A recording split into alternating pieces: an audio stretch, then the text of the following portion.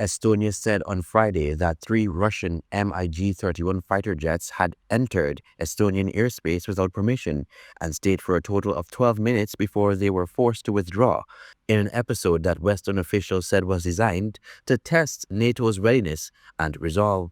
In response, Russia on Monday accused Estonia of falsely claiming that Russian military jets had violated its airspace last week, saying Tallinn had no evidence to back up claims and was seeking to ratchet up east-west tensions. Ambassador Carolyn Rodrigues-Birkett, in an address to the United Nations Security Council emergency meeting on Monday, said Estonia's accusations follow a pattern by the Russian Federation. Saturday's incident appears to follow a pattern of similar events in the region that are unfolding in the context of the ongoing armed conflict in Ukraine. When this council met last week to address a similar incident in Poland, we affirmed that the violation of a country's airspace is a serious breach of its territorial integrity and a violation of international law.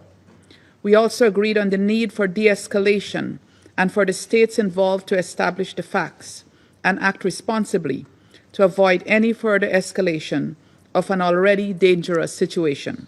Ambassador Carolyn Rodrigues-Birkett called for a de-escalation between Estonia and Russia to allow the facts surrounding the incident to be presented and thoroughly clarified. She noted that similar incidents have occurred in the past and warned that such violations are likely to continue unless they are appropriately addressed. Underscored the need for the Security Council to have access to detailed and verifiable information regarding the incidents and encourage the relevant parties to cooperate with the United Nations toward that end. Secondly, Guyana recalls the legal obligation of all UN member states to comply strictly with international law, including the provisions of the United Nations Charter and Security Council Resolution 2788.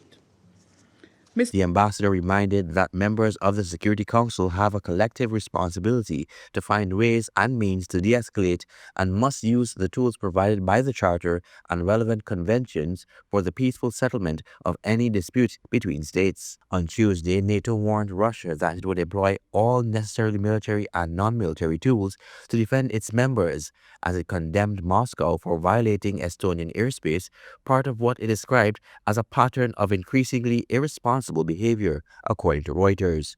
Colwyn, Abrams, Guyana TV 9 News.